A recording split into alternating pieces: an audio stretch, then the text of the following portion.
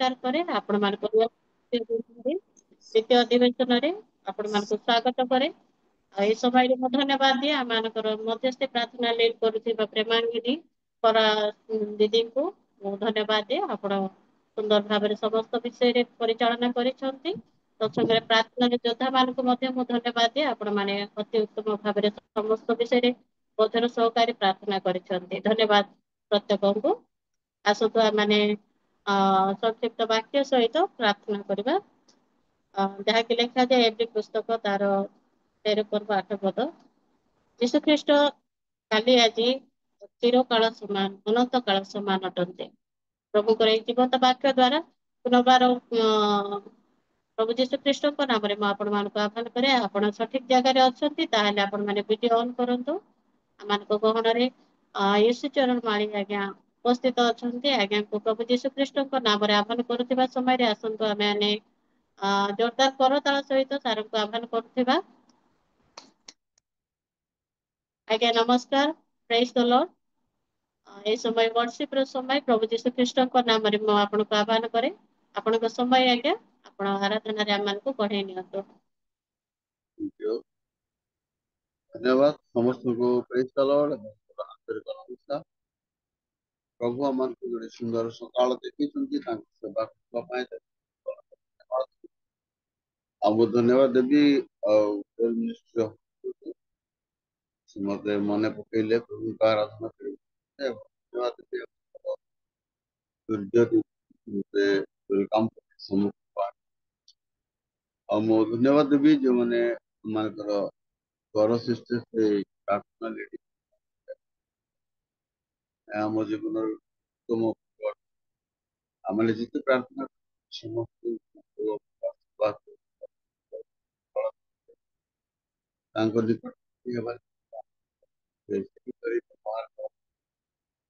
प्रभु का नाम धन्यवाद हो मत सुंदर सुजोग देथिबार मु रेल मिनिस्ट्री को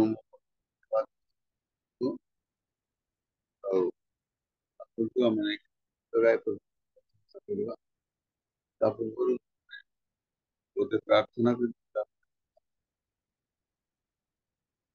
प्रेममय स्वर्गस्थ पिता तुम गौरव प्रशंसा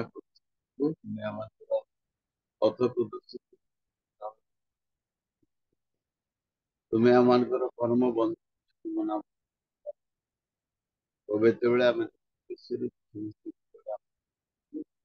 गीत मध्यम गौरव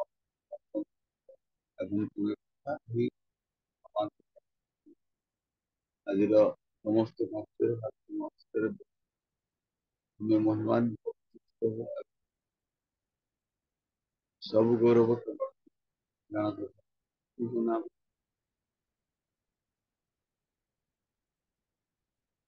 प्रभु का नाम हमने वर्शिप केतरी गीत गाई वर्शिप करी आराधना एही अछि नाही मनीष जीवन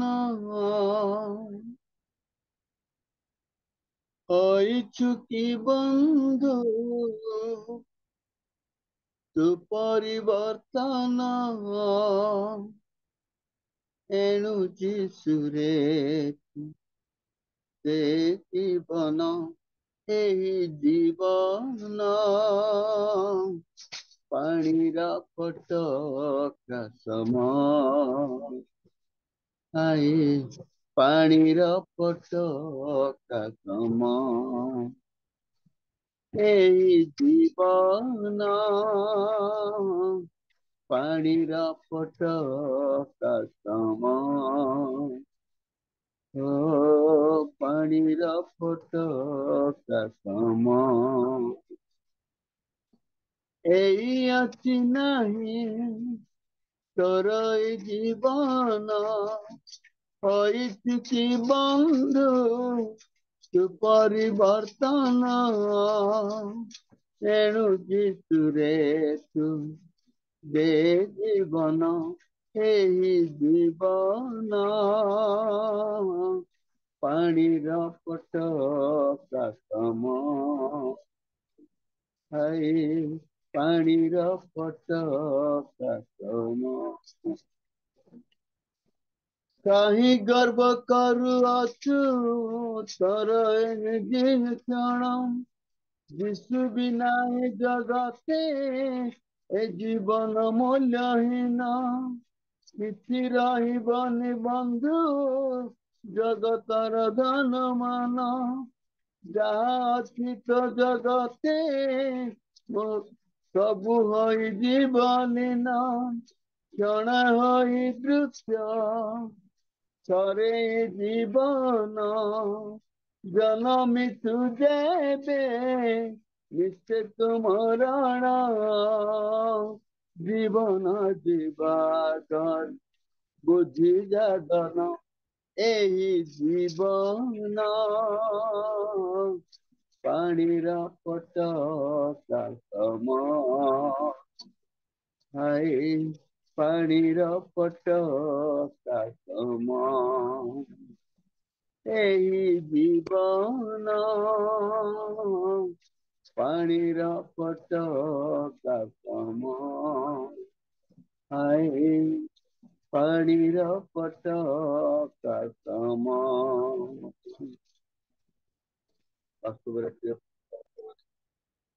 ଆମ ଜୀବନ ଏକ ପାଣିର ସୀମା କିନ୍ତୁ ପ୍ରଭୁ ଆମକୁ ପ୍ରେମ କରିଥିବାରୁ ଆପଣ ହସ୍ତ ପାପୁଲିରେ ଯତ୍ନ ସହକାରେ ଧରି ଏପର୍ଯ୍ୟନ୍ତ ତେଣୁ ତାଙ୍କ ନାମ ଧନ୍ୟବାଦ କାରଣ ସେ ଆମମାନଙ୍କର ପରମ ବନ୍ଧୁ ସେମାନଙ୍କ ଅତି ପ୍ରିୟ ଅଟନ୍ତି ସେ ଆମମାନଙ୍କୁ ସବୁଠାରୁ ଅଧିକ ପ୍ରେମ କରନ୍ତି ତେଣୁ ତାଙ୍କ ନାମ ଧନ୍ୟବାଦ ସେ ଆମମାନଙ୍କର ଯତ୍ନ ତତ୍ତ୍ୱ ନେଇ ମାତାର ଆଣୁଛନ୍ତି ଯୀଶୁଖ୍ରୀଷ୍ଟଙ୍କ ବିନା ଆମମାନଙ୍କର ଆଉ କେହି ନାହିଁ ସେ ହିଁ କେବଳ ଏକମାତ୍ର କିନ୍ତୁ ଆସନ୍ତୁ ଆମେ ଗାଇବା ଦୟା ପରେ ଦୟା କରୁଛ ମତେ ଦୟାରେ ମୁଁ ଲଭିଛି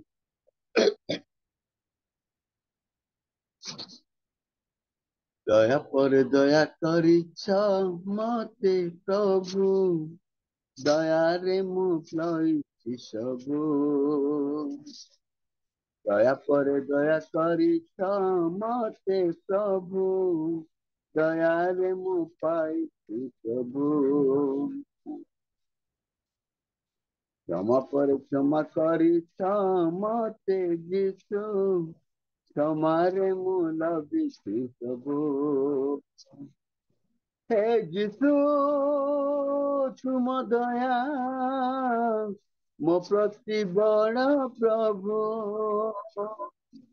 ହେ ଯୀଶୁ ତୁମ ଦୟା ମୋ ପ୍ରତି ବଡ଼ ପ୍ରଭୁ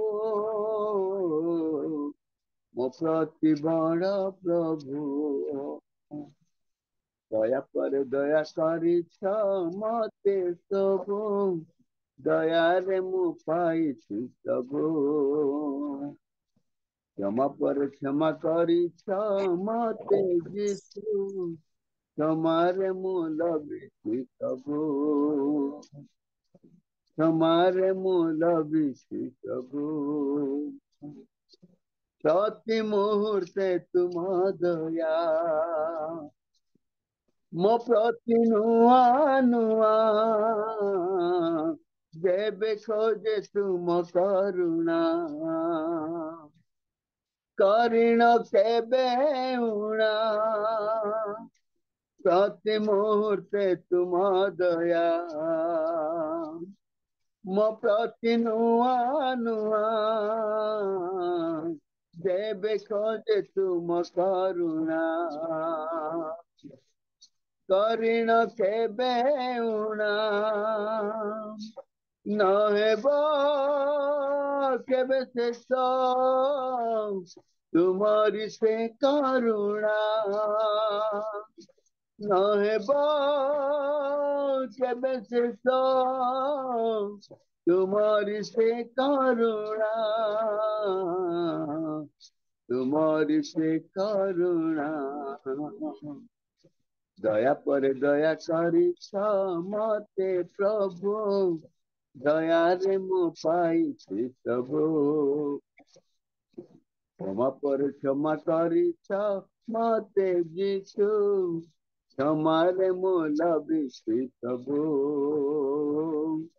क्षमारे मूल विश्व प्रभु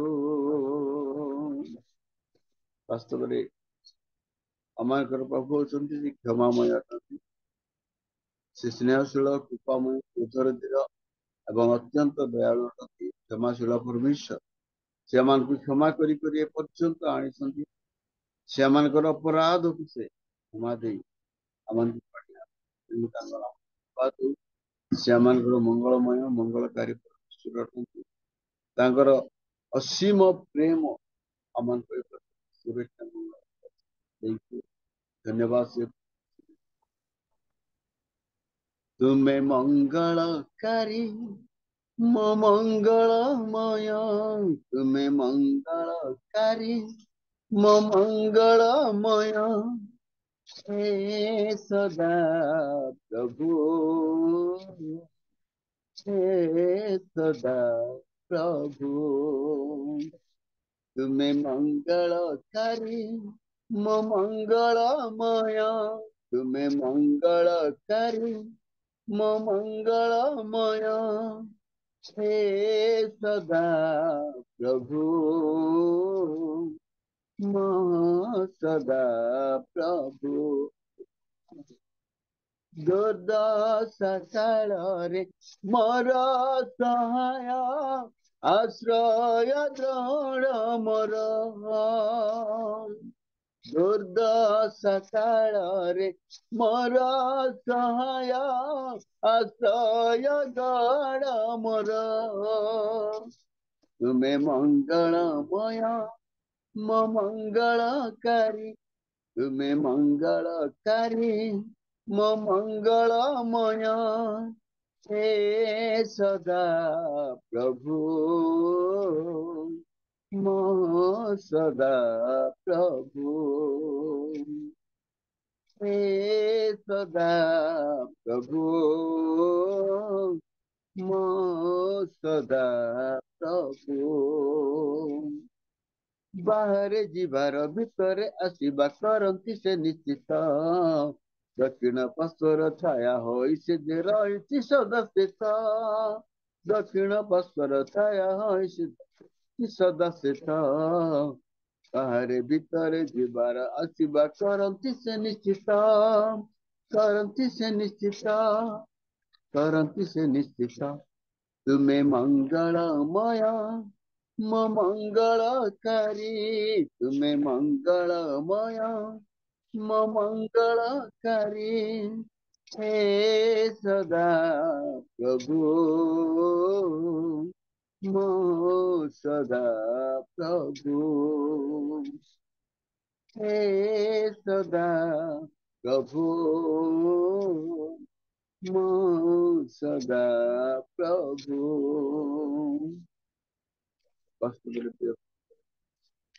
से स्नेहशील कृपामय निकट गले आम एक प्रचुर आनंद से परमेश्वर जे मैंने शरणागत हमें से कारण से क्या केबे से निराश कि हताश कर से समस्त को निजर कर तेणु नाम धन्यवाद से आम प्रभु परम पवित्र परमेश्वर पापी मनुष्य मान प्रेम करते से आम चलापथर साथी आम से कढ़ाई नि आम सर्वावस्था से आम सुरक्षा मंगलकारी धन्यवाद से अछंती मो साथी रे से अछंती मो साथी रे से अछंती मो साथी रे से अछंती मो साथी रे जीवन चला पते से अछंती मो साथी रे जीवन चला पते ସେ ଅଛନ୍ତି ମୋ ସାଥିରେ, ସେ ଅଛନ୍ତି ମୋ ସାଥିରେ, ସେ ଅଛନ୍ତି ମୋ ସାଥିରେ। ଆସୁ ଦୁଃଖ ନିନ୍ଦା ଅପମାନ ସବୁ ମୋର ଯୀଶୁ ଅଛନ୍ତି ସାଥିରେ। ଭୟ ନାହିଁ ଆଉ ଜୀବନରେ ମୋର ଯୀଶୁ ଅଛନ୍ତି ସାଥିରେ, ସେ ଅଛନ୍ତି ମୋ ସାଥିରେ, ସେ ଅଛନ୍ତି ମୋ ସାଥିରେ, ସେ ଅଛନ୍ତି ମୋ ସାଥିରେ, ସେ ଅଛନ୍ତି ମୋ ସାଥିରେ। ଜୀବନର ଚଲା ପଥେ ସେ ଅଛନ୍ତି ମୋ ସାଥିରେ, ଜୀବନର ଚଲା ପଥେ ସେ ଅଛନ୍ତି ମୋ ସାଥିରେ, ସେ ଅଛନ୍ତି ମୋ ସାଥିରେ, ସେ ଅଛନ୍ତି ମୋ ସାଥିରେ। ନିରାଶ ମନରେ ଆଶା ଦେବା ପାଇଁ ମୋର ଯୀଶୁ ଅଛନ୍ତି ସାଥିରେ, ସ୍ୱର୍ଗ ପଥରେ ମତେ ନେବା ପାଇଁ ମୋର ଯୀଶୁ ଅଛନ୍ତି ସାଥିରେ, ସେ ଅଛନ୍ତି ମୋ ସାଥିରେ, ସେ ଅଛନ୍ତି ମୋ ସାଥିରେ, ସେ ଅଛନ୍ତି ମୋ ସାଥିରେ, ସେ ଅଛନ୍ତି ମୋ ସାଥିରେ।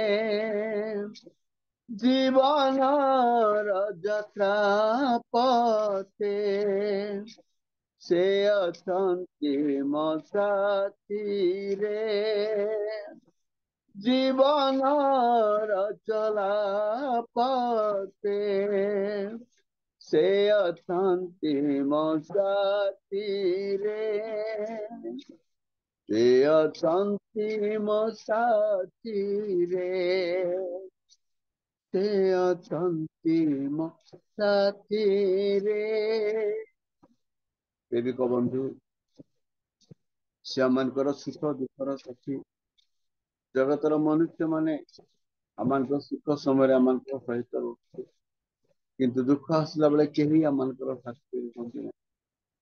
କିନ୍ତୁ ସେ ଏକା ପରମ ବନ୍ଧୁ ପ୍ରଭୁ ଯୀଶୁ ଖ୍ରୀଷ୍ଟ ଅଛନ୍ତି, ଯିଏକି ଆମମାନଙ୍କ ସର୍ବ ଅବସ୍ଥାରେ ଆମମାନଙ୍କ ସହିତ ରୁହନ୍ତି, ଆମମାନଙ୍କୁ ପଡ଼ିନ।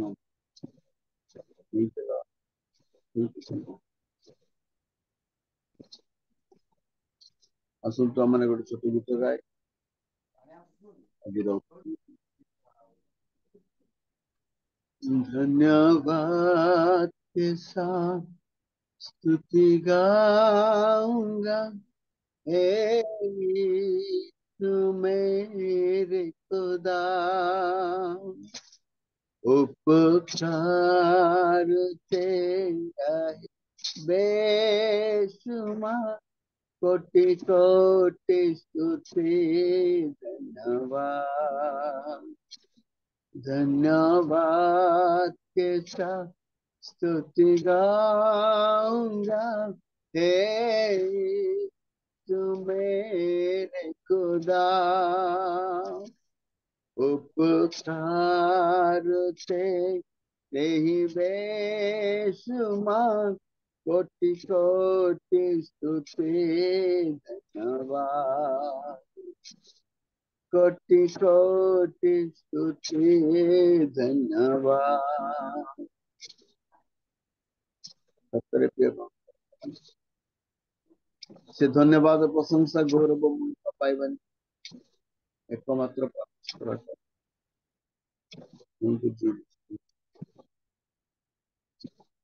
तू है सच्चा जिंदा खुदा, तुझ पर ही भरोसा मेरा। सेवा और करके पाओ ना प्रभु साधो बरदान। सेवा पूरी करके पाओ सब साधो दर्दान। धन्यवाद के साथ स्तुति गाऊंगा, हे यीशु मेरे खुदा। उपकार तेरा ही बेसुमार, कोटि कोटि स्तुति धन्यवाद। कोटि कोटि स्तुति धन्यवाद। धन्यवाद के साथ स्तुति गाऊंगा, हे यीशु मेरे खुदा। उपकार तेरे ही बेसुमार, कोटि कोटि स्तुति धन्यवाद। कोटि कोटि स्तुति धन्यवाद। कोटि कोटि स्तुति धन्यवाद। धन्यवाद प्रभु। मैंने धूली रे पड़ीଥିବା ଲୋକମାନେ ପ୍ରଭୁ, ତୁମେ ଚଟାଣରେ ବସିବା ମାନଙ୍କୁ ସର୍ବ ପାପ ଅପରାଧ କ୍ଷମା କରି ତୁମ ସେବା ନିମନ୍ତେ ତୁମେ ମନୋନୀତ କଲ ପ୍ରଭୁ। ତେଣୁ ତୁମ ନାମ ପ୍ରଭୁ, ତୁମ ଛଡା କିଏ ଅଛି ପ୍ରଭୁ? ଆମେ କାହା ନିକଟକୁ ଯାଇ ଆମେ ସବୁ କଥା କହିବୁ ପ୍ରଭୁ? ତୁମେ ତୁମେ ଜଗତକୁ ଆସି ଆମମାନଙ୍କ ନିମନ୍ତେ ଆପଣର ପ୍ରଭୁ ପବିତ୍ର ଶରୀର ଖଣ୍ଡ ବିଖଣ୍ଡ କଲ, ରକ୍ତ ଢାଳି ଦେଲ ପ୍ରଭୁ। କେହି ହେଲେ ତୁମ ସପକ୍ଷରେ ପଦେ ହେଲେ କହିନଥିଲେ, କିନ୍ତୁ ତୁମେ ସମଗ୍ର ଜଗତ ଜଣେ ଠିଆ ହେଲ। ଆମ ଲଗା ହେଇ ପ୍ରଭୁ ତୁମେ କଣ ଦେଇ ଆମମାନଙ୍କୁ ପରିତ୍ରାଣ ସାଧନ କରିଥିବାରୁ ତୁମ ନାମ ଧନ୍ୟବାଦ। प्रार्थना सुन मोर प्रभु, प्रार्थना सुन। प्रार्थना सुन मोर प्रभु, प्रार्थना सुन। मुझे दिनहीन करे निवेदन, लोत कमर कर ग्रहण। लोत कमर कर ग्रहण। प्रार्थना सुन मोर प्रभु, प्रार्थना सुन। प्रार्थना सुन मोर प्रभु, प्रार्थना सुन। प्रार्थना सुन। पवित्र परमेश्वर तुम नाम प्रभु, तुम्हें आमर गहन अच्छ बोली आम विश्वास करी तुम नाम। तुम्हें आम को देखी दया कर, जिते जोड़ी अच्छी प्रत्येक तुम आशीर्वाद आज वाक्य नहीं आसुआ तुम हास्य पालक महत्व और जिते जोड़ी अच्छी प्रत्येक महत्व आज उपासना महत्व त्राणकर्ता यीशु नाम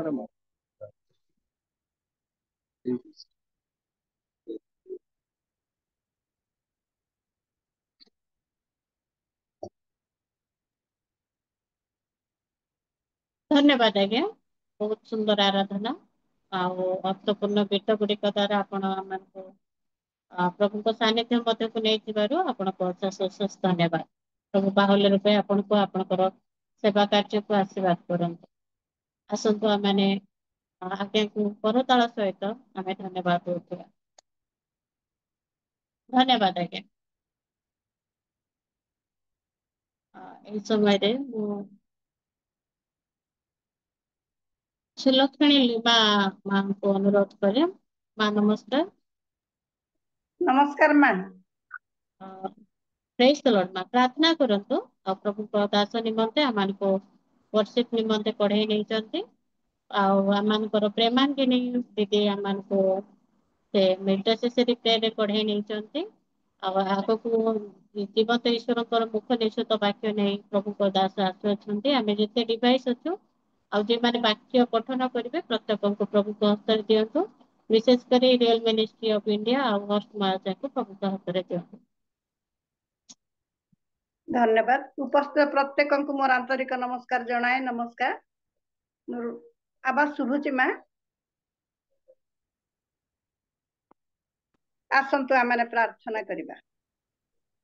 ପ୍ରାଣର ପ୍ରିୟତମ ସ୍वर्ଗୀୟ ପିତା, ତୁମରି ପବିତ୍ର ମହାନାମକୁ ଧନ୍ୟବାଦ କରୁଛୁ, ପ୍ରଶଂସା ଗୌରବ ସ୍ତୁତି ବନ୍ଦନା କରୁଛୁ ପ୍ରଭୁ। କାରଣ ତୁମେ ଧନ୍ୟବାଦ ପୂଜା ପ୍ରଶଂସା ପାଇବା ପାଇଁ ଏକମାତ୍ର ସୌଭାଜନ ସତ୍ୟ ପବିତ୍ର ପରମେଶ୍ୱର ପ୍ରଭୁ। ତୁମଠାରେ ବିଶ୍ୱାସ କରୁଛୁ, ଭରସା କରୁଛୁ, ନିର୍ଭର କରୁଛୁ। ଏବଂ ତୁମେ ଯେ ଆମମାନଙ୍କର ପ୍ରଭୁ, ତୁମେ ଯେ ଆମମାନଙ୍କର ଈଶ୍ୱର, ତୁମେ ଯେ ଆମମାନଙ୍କର ପ୍ରାର୍ଥନା ଶ୍ରବଣକାରୀ ପରମେଶ୍ୱର।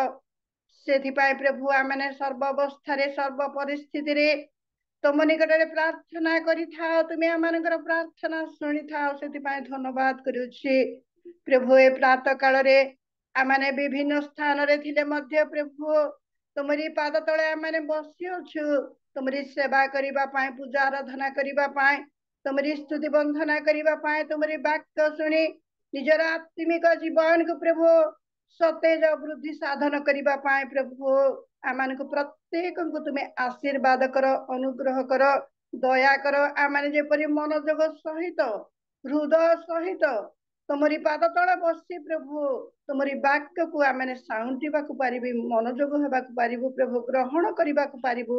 ସେହିପରି ଆମମାନଙ୍କୁ ପ୍ରତ୍ୟେକଙ୍କୁ ତୁମରି କର। ମରିୟମର ନ୍ୟାୟ ପ୍ରଭୁ ଆମମାନଙ୍କୁ ଉତ୍ତମ ଭାଗ ମନୋନୀତ କରିବା ପାଇଁ ଦିଅ ବୋଲି ତୁମ ନିକଟରେ ପ୍ରାର୍ଥନା କରୁଛି। ପ୍ରିୟ ପ୍ରଭୁ, ଧନ୍ୟବାଦ କରୁଛି। ପ୍ରାତଃ କାଳରୁ ତୁମରି ଦାସୀ ପ୍ରାର୍ଥନାରେ ପ୍ରଭୁ କଢାଇ ନେଲେ ପ୍ରଭୁ ଅନେକ ବିଷୟ ନେଇ ତୁମ ନିକଟରେ ପ୍ରାର୍ଥନା ପ୍ରଭୁ ଜଣାଇଛୁ। ହେ ପ୍ରିୟ ପ୍ରଭୁ, ତୁମେ ସମସ୍ତ ପ୍ରାର୍ଥନା ଶ୍ରବଣକାରୀ ପରମେଶ୍ୱର, ତୁମେ ଶୁଣିଅଛ। ହେ ପ୍ରିୟ ପ୍ରଭୁ, ସେଇ ସମସ୍ତ ଉତ୍ତର ଦେବା ପାଇଁ ମଧ୍ୟ ତୁମେ ସକ୍ଷମ ପ୍ରଭୁ। ତୁମେ ଆଶୀର୍ବାଦକାରୀ ପରମେଶ୍ୱର, ତୁମେ ସେଇ ସମସ୍ତ ପ୍ରାର୍ଥନାର ଉତ୍ତର ଦେଇ ଆମମାନଙ୍କୁ ତୁମେ ଆଶୀର୍ବାଦ କର ବୋଲି ତୁମ ନିକଟରେ ପ୍ରାର୍ଥନା କରୁଛି। ମଧ୍ୟ ତୁମରି ଦାସୀଙ୍କୁ ମଧ୍ୟ ତୁମେ ବହୁଳ ଭାବରେ ଆଶୀର୍ବାଦ କର। ଯେଉଁମାନେ ତୁମ ନିକଟରେ ପ୍ରାର୍ଥନା ଉତ୍ସର୍ଗ କରିଅଛନ୍ତି ପ୍ରଭୁ, ସେମାନଙ୍କୁ ମଧ୍ୟ ତୁମେ ଦୟା କର, ସେମାନଙ୍କର ପରିବାରକୁ ମଧ୍ୟ ତୁମେ ଦୟା କର ବୋଲି ତୁମ ନିକଟରେ ପ୍ରାର୍ଥନା କରୁଛି। ସ୍ୱର୍ଗସ୍ଥ ପିତା, ତୁମରି ଦାସ ଅତି ସୁନ୍ଦର ଭାବରେ ପ୍ରଭୁ ୱାର୍ସିପ କରି ଆମମାନଙ୍କୁ ପ୍ରତ୍ୟେକଙ୍କୁ ତୁମରି ନିକଟବର୍ତ୍ତୀ କରାଇ ଅଛନ୍ତି। ତାଙ୍କୁ ତାଙ୍କ ପରିବାରକୁ ତୁମେ ବହୁଳ ଭାବରେ ଆଶୀର୍ବାଦ କର। ଏହି ପ୍ରକାର ପ୍ରଭୁ ତୁମରି ଗୌରବାର୍ଥେ ପ୍ରତି ସମୟ ତୁମ ନିମନ୍ତେ ବ୍ୟବହାର ହେବା ପାଇଁ ପ୍ରଭୁ ତାଙ୍କୁ ତୁମେ ଦେଇ ଆସୁଅଛ ଏବଂ ଶେଷ ପର୍ଯ୍ୟନ୍ତ ତୁମେ ଦିଅ ବୋଲି ତୁମ ନିକଟରେ ପ୍ରାର୍ଥନା କରୁଛି ଏବଂ ତାଙ୍କୁ ତୁମେ ବହୁଳ ଭାବରେ ଆଶୀର୍ବାଦ କର। ମଙ୍ଗଳମୟ ସ୍ୱର୍ଗବାସୀ ପିତା, ଏହି ସମୟରେ ତୁମରି ଦାସ ପ୍ରଭୁ ଭକ୍ତ ଦାସ ଆମମାନଙ୍କର ସମ୍ମୁଖରେ ଅଛନ୍ତି ପ୍ରଭୁ ତୁମରି ବାକ୍ୟ ପରିବେଷଣ କରିବା ପାଇଁ। ହେ ପ୍ରିୟ ପ୍ରଭୁ, ତୁମେ ତାଙ୍କୁ ବହୁଳ ଭାବରେ ଆଶୀର୍ବାଦ କର। ତୁମରି ଆତ୍ମାଙ୍କର ଶକ୍ତି ସହାୟତା ତୁମେ ଦିଅ ପ୍ରଭୁ, ଆତ୍ମାରେ ତୁମେ ପୂର୍ଣ୍ଣ କର ବୋଲି ପ୍ରାର୍ଥନା କରୁଛି। ତାଙ୍କର ମସ୍ତକରୁ ତଳିବା ପର୍ଯ୍ୟନ୍ତ ତୁମେ ସ୍ପର୍ଶ କର। ଯେତିକି ସମୟ ତୁମରି ସମ୍ମୁଖରେ ତୁମରି ବାକ୍ୟ ପରିବେଷଣ କରିବେ ପ୍ରଭୁ, ତାଙ୍କ ସହିତ ତୁମେ ରହି ପ୍ରଭୁ ତୁମେ କେବଳ ଆମମାନଙ୍କ ନିମନ୍ତେ ତୁମେ କଥା କୁହ ବୋଲି ପ୍ରାର୍ଥନା କରୁଛି। କାରଣ ଅଭିଷିକ୍ତ ଦାସ ଆମମାନଙ୍କର ସମ୍ମୁଖରେ ଅଛନ୍ତି ପ୍ରଭୁ, ତାଙ୍କୁ, ତାଙ୍କ ପରିବାରକୁ, ତାଙ୍କର ସେବା କାର୍ଯ୍ୟରେ, ତାଙ୍କର ମଣ୍ଡଳୀ କି ପ୍ରଭୁ ତୁମେ ଆଶୀର୍ବାଦ କର ପ୍ରଭୁ। ଭୟ ଏବଂ କମ୍ପର ସହ ମଣ୍ଡଳୀକୁ ପରିଚାଳନା କରିବା ପାଇଁ, ତୁମ ନିକଟରେ ଆଣ୍ଠୁପାତି ପ୍ରାର୍ଥନା କରିବା ପାଇଁ ପ୍ରଭୁ ତାଙ୍କୁ ତୁମେ ମନୋନୀତ କରିଅଛ। ଧନ୍ୟବାଦ ପ୍ରଭୁ, ତୁମେ ତାଙ୍କୁ ଆଶୀର୍ବାଦ କରିଅଛ। ଧନ୍ୟବାଦ ପ୍ରଭୁ, ମଣ୍ଡଳୀର ଭାର ଦେଇଛ। ଧନ୍ୟବାଦ ପ୍ରଭୁ, ତାଙ୍କୁ ତୁମେ ବହୁଳ ଭାବରେ ଆଶୀର୍ବାଦ କର। ତାଙ୍କ ପରିବାରରେ, ତାଙ୍କର ସେବା କାର୍ଯ୍ୟରେ, ସକଳ କାର୍ଯ୍ୟରେ ତୁମେ आशीर्वाद मंगल दया कर बोली तुम निकट प्रार्थना करुछि मध्य प्रार्थना करुछि प्रभु जांक दे जांक द्वारा यही सुंदर प्रभु सुजोग आमने पाई आसुछु से होस्ट महाशंकर निमंते मध्य प्रार्थना करुछि प्रभु तांको सेवा कार्य निमंते तुम्हें आशीर्वाद कर तांको परिवार को तुम्हें आशीर्वाद कर सकल आवश्यकता तुम्हें जुगाओ प्रभु कारण प्रभु तुम निमंते प्रतिदिन प्रभु यही समस्त परिश्रम करी प्रभु समय दे प्रभु यही सकल कार्य करी आसुअछंती तांको तुम्हें दया कर सुस्थ स्वास्थ्य आरोग्यता दे तुम नाम रे बढ़िबा पाए बंचिबा पाए तुम्हें साहाय्य कर बोली प्रार्थना करुछि पुनर्बार प्रार्थना करुछि आमने जेते बसी अछु प्रत्येक को तुमरी कर आमानकर हृदय द्वार को तुम्हें खोली दियो जो द्वारा तुमरी वाक्य को ग्रहण करी प्रभु आमने तुमरी सेवा करिबो तुमरी निकटवर्ती हेबा को पारिबो सेही परि तुम्हें कृपा कर मो योग्य दिनर प्रार्थना निवेदन तुम्हें ग्रहण कर तुमरी दासी परिचालन करुछंती तांको मध्य तुम्हें आशीर्वाद मंगल दया कर मध्य प्रभु प्रार्थना करुछि मु पापी मनुष्य मोर सकल पाप दोष अपराध तुम्हें क्षमा करी एई छोट निवेदन तुम्हें ग्रहण कर बोली मोर त्राणकर्ता प्रभु जीशु नाम रे सामान्य भिक्षा मागली बापा आमेन आमेन धन्यवाद माँ प्रभु कहले तो आपन का आशीर्वाद करंतु बजुर सहित आपन प्रार्थना तोଳି करथिबार धन्यवाद आसंतो आमाने वाक्य सुनिबार समय वाक्य रो विशेष समय जहाँकि आम जागृत हेबा प्रस्तुत हेबा वाक्य ए प्रकार लिखा जाए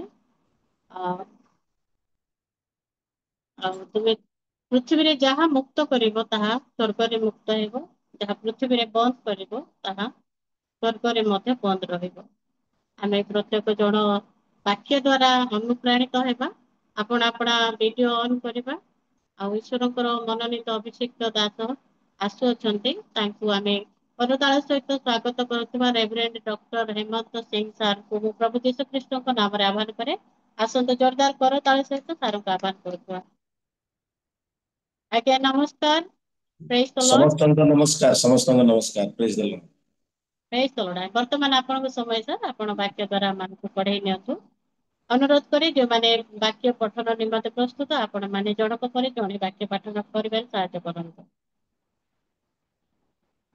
प्रभु को मु विशेष धन्यवाद दिए सुंदर सुजोग निमंते प्रातः काल रे प्रभु मते तांको वाक्य परिवेषण करिया पई सुजोग प्रदान करियछन एवं मु धन्यवाद देवी रियल मिनिस्ट्री ऑफ इंडिया रो प्रतिष्ठाता भाई पीटर कुमार कर से मते अनुरोध कले जे आज सकाळे गतकाली से कहिथिले किंतु मु गतकाली भी व्यस्त थिली जे रविवार सकाळ रे किसी वाक्य परिवेषण करी तांको तांको परिवार को धन्यवाद दी पुणी आज जून सेवा कार्य रे परिचालना करथिबा भौणी को पुणी गीत माध्यम रे प्रार्थना माध्यम रे इत्यादि जो पार्टिसिपेंट सब करा जाय अछि समान को धन्यवाद देवा सहित जेते जण एही जूम रे जड़ित अटंती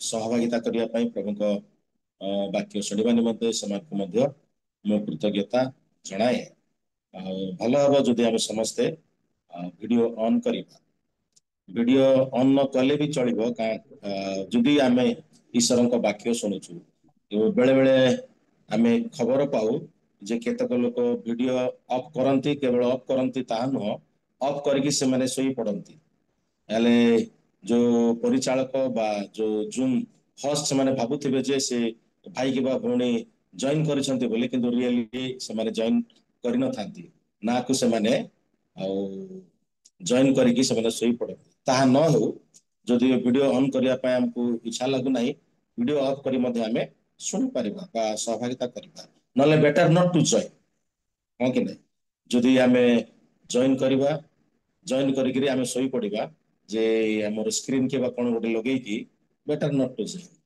जदि ऑन करूछु तो भलो जदि ऑन करूनु ताहले ऑफ रे मध्ये लेट अस लिसन ईश्वर को वाक्य हमें सुनिबा आसंतु आज रही संक्षिप्त ध्यान निमंते प्रभु को वाक्य पढ़िबा आमोस पुस्तक 5 अध्याय 5 पर्व 4 पदरु 8 पद पर्यंत के जने सहायता करिबे आमोस पुस्तक 5 पर्व 4 पदरु 8 पद କାରଣ ଇସ୍ରାଏଲ ବଂଶକୁ ସଦାପ୍ରଭୁ ଏହି କଥା କହନ୍ତି, ତୁମ୍ଭେମାନେ ଆମର ଅନ୍ୱେଷଣ କର, ତହିଁରେ ତୁମ୍ଭେମାନେ ବଞ୍ଚିବ। ମାତ୍ର ବେଥେଲର ଅନ୍ୱେଷଣ କର ନାହିଁ, କିଏ ବା ଗିଲଗଲରେ ପ୍ରବେଶ କର ନାହିଁ ଓ ବେର୍ସବାକୁ ଯାଅ ନାହିଁ, କାରଣ ଗିଲଗଲ ନିଶ୍ଚୟ ନିଶ୍ଚୟ ନିର୍ବାଚିତ ହବ ଓ ବେଥେଲ ଅକିଞ୍ଚିତ ହେବ। ସଦାପ୍ରଭୁଙ୍କର ଅନ୍ୱେଷଣ କର, ତହିଁରେ ତୁମ୍ଭେମାନେ ବଞ୍ଚିବ।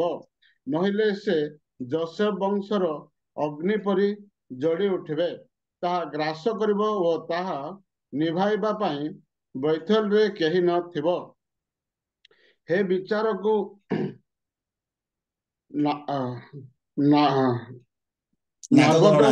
ନାଗଦଣାର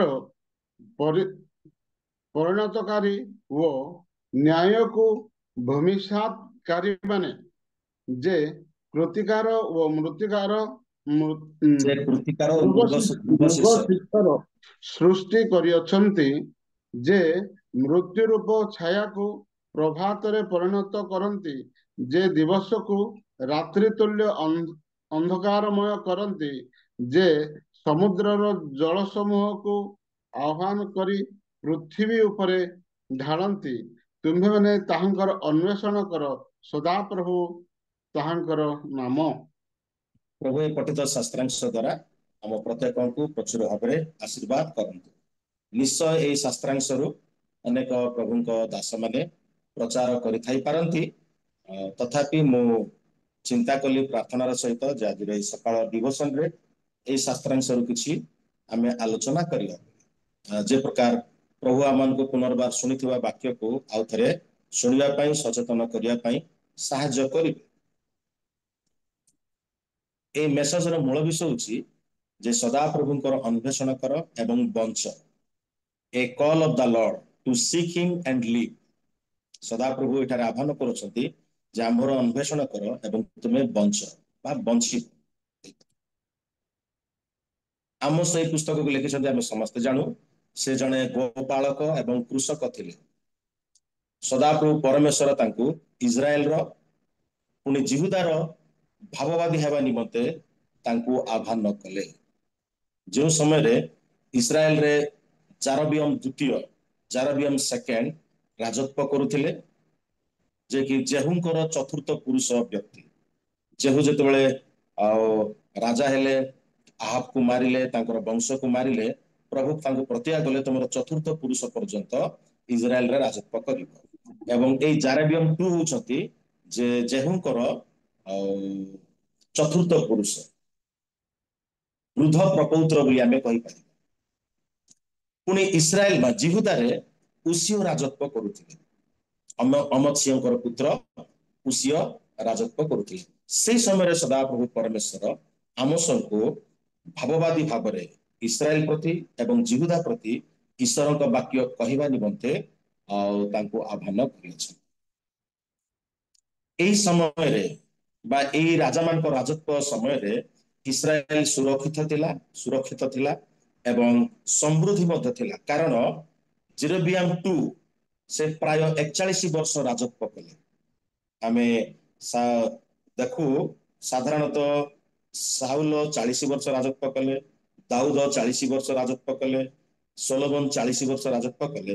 ତାପରେ ଯଦି ଆମେ ଦେଖିବା 40 ବର୍ଷ ପ୍ରାୟ କିଏ ରାଜତ୍ୱ କରିନାହାନ୍ତି, କିନ୍ତୁ ଆମେ କ୍ରମଶଃ ଦେଖିବା ଜାରବିୟମ 2 ଇସ୍ରାଏଲର ପୂର୍ବ ନା ଉତ୍ତର ଦେଶର ରାଜା ଜାରବିୟମ 2 ଇସ୍ରାଏଲର ରାଜା 41 ବର୍ଷ ରାଜତ୍ୱ କରିଛନ୍ତି। ପୁଣି ଆମେ ଯଦି ଜିହୁଦାକୁ ଦେଖିବା ଉସିଓ 52 ବର୍ଷ ରାଜତ୍ୱ କରିଛନ୍ତି। 52 ବର୍ଷ ରାଜତ୍ୱ। ଏମାନଙ୍କ ରାଜତ୍ୱ କାଳ ଟିକେ ଲମ୍ବା ଥିଲା, ସ୍ଥାୟୀ ଥିଲା। ଏହି କାରଣରୁ ଲୋକମାନେ ସୁରକ୍ଷିତ ଥିଲେ ଏବଂ ସମୃଦ୍ଧି ମଧ୍ୟ ଥିଲେ। ସମୃଦ୍ଧ ଏବଂ ସୁରକ୍ଷିତ ଭାବରେ ଇସ୍ରାଏଲ ଲୋକମାନେ ଇସ୍ରାଏଲରେ ଏବଂ ଜିହୁଦାରେ ଅଛନ୍ତି। କିନ୍ତୁ ସେମାନଙ୍କର ରିଲିଜିୟସ୍ ଲାଇଫ, ଧର୍ମପରାୟଣ ଜୀବନ, ପୁଣି ସୋସିଆଲ ଲାଇଫ, ସାମାଜିକ ଜୀବନର ପ୍ରଶ୍ନବାଚୀ ବା କୋଶ୍ଚିନ୍ ଥିଲା, ସମସ୍ୟା ଥିଲା। ସମୃଦ୍ଧି ଏବଂ ସୁରକ୍ଷିତ ଥିଲେ, କିନ୍ତୁ ଧର୍ମପରାୟଣ ଜୀବନ ଏବଂ ସାମାଜିକ ଜୀବନର ସମସ୍ୟା ଥିଲା। ସମସ୍ୟା ଯାହା ଆମେ ଈଶ୍ୱରଙ୍କ ବାକ୍ୟରେ ଦେଖିବାକୁ ପାରୁଛୁ। ଏପରି ପରିସ୍ଥିତିରେ ସଦାପ୍ରଭୁ ପରମେଶ୍ୱର ଆମ ସବୁଙ୍କୁ ଆହ୍ୱାନ କଲେ ଯେ ତୁମେ ଇସ୍ରାଏଲ ଲୋକମାନଙ୍କ ବିରୁଦ୍ଧରେ ବା ସେମାନଙ୍କ ସମ୍ମୁଖରେ ଜିହୁଦାର ଲୋକମାନଙ୍କ ସମ୍ମୁଖରେ ତୁମେ ବାକ୍ୟ ପ୍ରଚାର କର। ବାକ୍ୟ ପ୍ରଚାର ଅନେକ ସମୟରେ ଆମେ ସାଧାରଣତଃ ଲୋକମାନଙ୍କର ବାହିକ ସୁରକ୍ଷା ସମୃଦ୍ଧିକୁ ଦେଖି ଆମେ ଅନୁମାନ କରିଥାଉ ଯେ ସେ ଜଣେ ଆଶୀର୍ବାଦ ପ୍ରାପ୍ତ ବ୍ୟକ୍ତି ଅଟନ୍ତି। ସେଥିପାଇଁ ସେ ଅତ୍ୟନ୍ତ ସୁରକ୍ଷିତ ଭାବରେ ନିରାପଦରେ ସମୃଦ୍ଧିରେ ଆଶୀର୍ବାଦରେ ଅଛନ୍ତି। କିନ୍ତୁ ତାଙ୍କର ଆନ୍ତରିକ ବିଷୟ ବା ଆଭ୍ୟନ୍ତରୀଣ ବିଷୟ ପ୍ରାୟ ଆମେ ଅବହେଳା କରୁ। କିନ୍ତୁ ସଦାପ୍ରଭୁ ପରମେଶ୍ୱର ସେ ସବୁବେଳେ ଆଭ୍ୟନ୍ତରୀଣ ବିଷୟ ଅନ୍ତଃକରଣର ବିଷୟ ଆମର ଇନର ପାର୍ଟ ବିଷୟରେ ପ୍ରାୟ ସେ ଦେଖନ୍ତି, ପ୍ରାୟ ନୁହେଁ ସର୍ବଦା ସେ ଦେଖନ୍ତି। ଏବଂ ଏହି ଆମଙ୍କର ଆଭ୍ୟନ୍ତରୀଣ ଜୀବନ ଆମଙ୍କର ଆନ୍ତରିକ ଜୀବନ ଯଥା ଧର୍ମପରାୟଣ ଜୀବନ ପୁଣି ସାମାଜିକ ଜୀବନ ହିଁ ମାନଦଣ୍ଡ ଅଟେ ଯେ ଈଶ୍ୱରଙ୍କ ସହିତ ଆମମାନଙ୍କର ସମ୍ପର୍କ କି ପ୍ରକାର ଅଟେ, ଈଶ୍ୱରଙ୍କ ସହିତ ଆମମାନଙ୍କର ରିଲେସନ କି ପ୍ରକାର ଅଟେ। ବର୍ତ୍ତମାନ ଆମେ ଆମ ସଙ୍କ ଦ୍ୱାରା ଦେଖୁଅଛୁ ସେ ଲୋକମାନଙ୍କୁ କହୁଛନ୍ତି ଯେ ତୁମେ ସଦାପ୍ରଭୁଙ୍କର ଅନ୍ୱେଷଣ କର, ତହିଁରେ ତୁମେ ମାନେ ବଞ୍ଚିବ। ଆମ୍ଭର ଅନ୍ୱେଷଣ କର, ପ୍ରଭୁ କହୁଛନ୍ତି ଆମ୍ଭର ଅନ୍ୱେଷଣ କର, ତାହେଲେ ତୁମେ ମାନେ ବଞ୍ଚିବ। ଆଚ୍ଛା, ଆମ୍ଭର ଅନ୍ୱେଷଣ କରିବା କଥା ସଦାପ୍ରଭୁ କହିବା ପୂର୍ବରୁ କୋଉ କୋଉ ବିଷୟ ସବୁ ସେ ଅନ୍ୱେଷଣ ନ କରିବା ପାଇଁ କହିଛନ୍ତି ତାହା ଆମେ ଦେଖିବା। ଦେଖନ୍ତୁ 5 ପଦରେ, ମାତ୍ର ବୈଥଲର ଅନ୍ୱେଷଣ କର ନାହିଁ, କିମ୍ବା ଗିଲଗଲରେ ପ୍ରବେଶ କର ନାହିଁ ଓ ବର୍ଷାବାକୁ ଯାଅ ନାହିଁ, କାରଣ ଗିଲଗଲ ନିଶ୍ଚୟ ନିର୍ବାସିତ ହେବ ଓ ବୈଥଲ ଅକିଞ୍ଚିତ ହେବ। 3ଟି ଜାଗାର କଥା ପ୍ରଭୁ ଏଠାରେ ଉଲ୍ଲେଖ କରନ୍ତି ବା ଆମୋସ ଉଲ୍ଲେଖ କରନ୍ତି। ବୈଥଲର ଅନ୍ୱେଷଣ କର ନାହିଁ, ଗିଲଗଲର ବା ଗିଲଗଲକୁ ପ୍ରବେଶ କର ନାହିଁ, କିମ୍ବା ବର୍ଷେବାକୁ ଯାଅ। କାହିଁକି ଏଇ 3ଟି ଜାଗାକୁ ପ୍ରଭୁ କହୁଛନ୍ତି ସେ ବିଷୟରେ ଆମେ ଟିକେ ଦେଖ। ବୈଥଲର ଅନ୍ୱେଷଣ, ଯଦି ବୈଥଲ ବିଷୟରେ ଆମେ ଦେଖିବା, ଆସୁ ବାହାର କରିବା ଆଦି ପୁସ୍ତକ 28 ପର୍ବ 16 ପଦରୁ 19। ଆଦି ପୁସ୍ତକ 28 16ରୁ 19 ପଢିଦେବେ।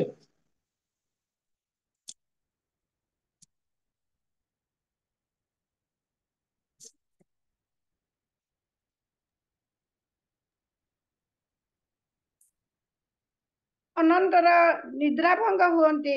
ଯାକୁବ ଜାଗ୍ରତ ହୋଇ କହିଲା, ଅବଶ୍ୟ ଏହି ସ୍ଥାନରେ ସଦାପ୍ରଭୁ ଅଛନ୍ତି, ମାତ୍ର ତାହା ମୁଁ ଜାଣିଲି ନାହିଁ। ପୁଣି ସେ ଭୀତ ହୋଇ ଆହୁରି କହିଲା, ଏ କିପରି ଭୟାନକ ସ୍ଥାନ!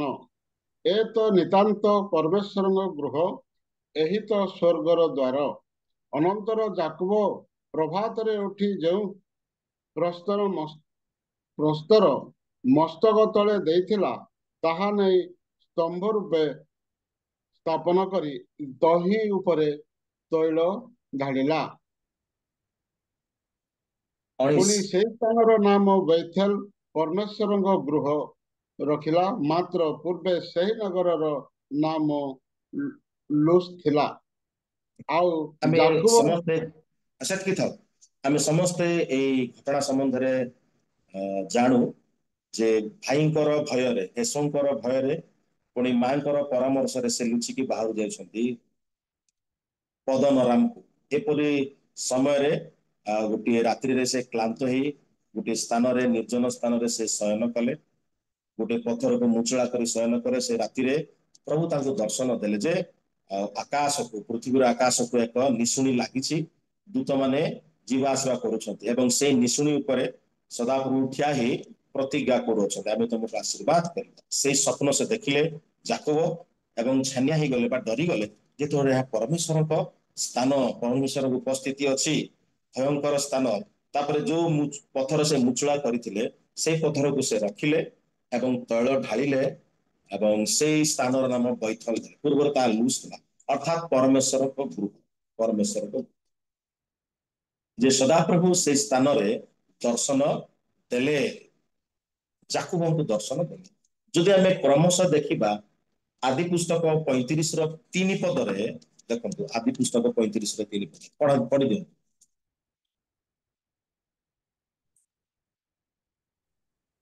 ପୁଣି ଆସ ଆମ୍ଭେମାନେ ହୁଁ ଉଠି ବେତେଲକୁ ଯାଉ, ଯେଉଁ ହୁଁ ପରମେଶ୍ୱର ମୋର ଦୁଃଖର ଦିନରେ ମୋ ପ୍ରାର୍ଥନାର ଉତ୍ତର ଦେଲେ ଓ ହୁଁ ମୋର ଗମନର ପଥରେ ମୋର ସହାୟ ହୋଇଥିଲେ, ତାହାଙ୍କ ହୁଁ ଉଦ୍ଦେଶ୍ୟରେ ମୁଁ ସେହି ସ୍ଥାନରେ ଗୋଟିଏ ଯଜ୍ଞ ବେଦୀ ନିର୍ମାଣ କରିବି। ଆମେନ୍। ଏକ ପଦରେ ମଧ୍ୟ ଦେଖୁ, ଅନନ୍ତର ପରମେଶ୍ୱର ଯାକୋବଙ୍କୁ କହିଲେ, ତୁମ୍ଭେ ଉଠି ବୈଥଲକୁ ଯାଇ ସେଠାରେ ବାସ କର। ବର୍ତ୍ତମାନ ସେ ପ୍ରାୟ 20 ବର୍ଷ ପଦନରାମରେ ରହିଲେ। ଶ୍ୱଶୁରଙ୍କର 14 ବର୍ଷ ମାନେ ଚାକର କାମ କଲେ 2ଟା ସ୍ତ୍ରୀ ନିମନ୍ତେ, ତାପରେ ଆଉ 6 ବର୍ଷ ତାର ବିଜନେସ କାମ କଲେ। ସେ ଫେରି ଆସିବା ସମୟରେ ଆଉ ଏସୋ ଯେତେବେଳେ ତାଙ୍କୁ ସାକ୍ଷାତ କରିବା ଆସୁଛନ୍ତି, ସେ ଭୟଭୀତ ହେଲେ ଇତ୍ୟାଦି କଥା। ତାପରେ 35 ପଦରେ ସଦାପ୍ରଭୁ ତାଙ୍କୁ କହୁଛନ୍ତି ଯେ ତୁମେ ବୈଥଲକୁ ଯାଅ। ତାପରେ ସେଇ ଦର୍ଶନ ପାଇଁ ପରିବାର ବର୍ଗ ସମସ୍ତଙ୍କୁ ଆସାମେ ଉଠି ବୈଥଲକୁ ଯିବା, ଯୋଉ ସଦାପ୍ରଭୁ ପରମେଶ୍ୱର ମତେ ମୋର ଦୁଃଖର ଦିନରେ ଦର୍ଶନ ଦେଇଥିଲେ ସେଇ ସ୍ଥାନକୁ ଯିବା। ମୁଁ ସେଠାରେ ଏକ ଯଜ୍ଞ ବେଦୀ ନିର୍ମାଣ କରିବି। ଏଟା ହଉଛି ଭେରି ପ୍ରମିନେଣ୍ଟ ପ୍ଲେସ୍, ଅତ୍ୟନ୍ତ ଗୁରୁତ୍ୱ ସ୍ଥାନ। ଯେ ସଦାପ୍ରଭୁ ପରମେଶ୍ୱର ଇସ୍ରାଏଲକୁ ବା ଯାକୋବଙ୍କୁ ଯୋଉ ନାମରେ ଯେ ସାରା ଇସ୍ରାଏଲ ସନ୍ତାନ ପରିଚିତ, ତାଙ୍କୁ ଦର୍ଶନ ଦେଇଛନ୍ତି ବୈଥଲ। ଇସ୍ରାଏଲ ସନ୍ତାନ ତାଙ୍କ ପରେ ସମଗ୍ର ମାନେ ଜିହୁଦୀୟ ଲୋକମାନଙ୍କୁ ଇସ୍ରାଏଲର ସନ୍ତାନ, କାରଣ ଯାକୋବର ପିଲାମାନେ ଯାକୋବର ଏମାନେ ବଂଶଧର କହିକି ଇସ୍ରାଏଲ ସନ୍ତାନ ଏ କଥା କୁହାଯାଇଛି। ଏବଂ ସେଇ ଇସ୍ରାଏଲକୁ, ସେଇ ଯାକୋବକୁ ସଦାପ୍ରଭୁ ବୈଥଲରେ ଦର୍ଶନ ଦେଲେ। ଆପଣ ମାନଙ୍କର ଯଦି ମନେ ଥିବ, ପ୍ରଥମ ରାଜାବଳୀ 12:29 ଟିକେ ଦେଖନ୍ତୁ। ପ୍ରଥମ ରାଜାବଳୀ 12:29।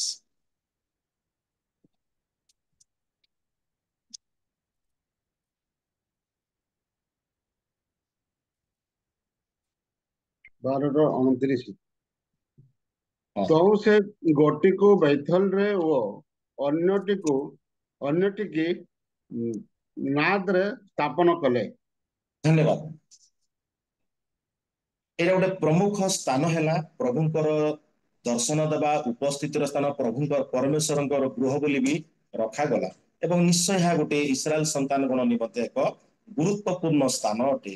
ଏଥିପାଇଁ ଇସ୍ରାଏଲ ଲୋକମାନେ ସେ ସ୍ଥାନକୁ ପ୍ରାୟ ନିୟମିତ ଭିଜିଟ କରୁଥିଲେ, ଯାତ୍ରା କରୁଥିଲେ। ପରବର୍ତ୍ତୀ ସମୟରେ ଯେତେବେଳେ ଦେଶ ଦୁଇ ଭାଗ ହେଲା, ରେହବିୟମଙ୍କ ସମୟରେ ବା ଜରେବିୟମ ଫାଷ୍ଟ, ହେଉଛି ଦ୍ୱିତୀୟ ଜାରେବିୟମ, ଯୋଉ କଥା ମୁଁ ଏବେ ଆମେ ଆମୋସ ପୁସ୍ତକରେ ପଢୁଛୁ, ସେଟା ହଉଛି ଜାରବିୟମ 2। ପ୍ରଥମ ଦେଶ ଦୁଇ ଭାଗର ପ୍ରଥମ ରାଜା ହଉଛନ୍ତି ଇସ୍ରାଏଲର ଜାରବିୟମ। ସେ ବୈଥଲରେ ଗୋଟିଏ ମୃତ୍ତିକା ପ୍ରତିମୂର୍ତ୍ତି ସ୍ଥାପନା, ଗୋବଛ ସ୍ୱର୍ଣ୍ଣର ଗୋବଛ ସ୍ଥାପନ କଲା ଗୋଟେ ଦାଣ୍ଡରେ। ଦେଖନ୍ତୁ, ଯୋଉ ସ୍ଥାନରେ ସଦାପ୍ରଭୁ ପରମେଶ୍ୱର ଯାକୋବଙ୍କୁ ଦର୍ଶନ ଦେଇଛନ୍ତି, ପରବର୍ତ୍ତୀ ସମୟରେ ଜାରବିୟମ ରାଜା, ଇସ୍ରାଏଲର ରାଜା ଏକ ସ୍ୱର୍ଣ୍ଣର ଗୋବଛ ନିର୍ମାଣ କରି ସେଠାରେ ସ୍ଥାପନ କରୁଛନ୍ତି ସେ ଜାଗାରେ, ଏବଂ ଇସ୍ରାଏଲ ଲୋକମାନେ ଦର୍ଶନ କରିବାକୁ ଯାଉଛି। ଏ ହଉଛି ପ୍ରଥମ କଥା। ପ୍ରଭୁ କହୁଛନ୍ତି ଆମୋସ ପୁସ୍ତକରେ, ତୁମେ ବୈଥଲର ଅନ୍ୱେଷଣ କର ନାହିଁ।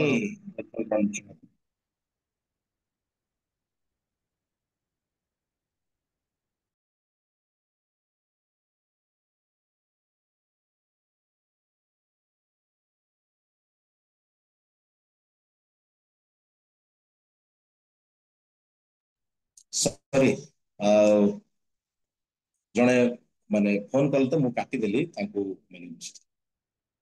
ଦ୍ୱିତୀୟ କଥା ଆମେ ଦେଖିବା ଯେ ତୁମେ ଗିଲଗଲର ଅନ୍ୱେଷଣ କର ନାହିଁ। ପ୍ରଥମ କଥା ଆମେ ଦେଖିଲୁ, ବୈଥେଲର ଅନ୍ୱେଷଣ କର ନାହିଁ, ଗିଲଗଲକୁ ତୁମେ ଯାଅ ନାହିଁ। ଗିଲଗଲ କଣ? ଜିହୋଶୁଆ ପୁସ୍ତକ 4 ପର୍ବ 20-23 ଟିକେ ଦେଖିବା। ଜିହୋଶୁଆ ପୁସ୍ତକ 4 ପର୍ବ 20-23।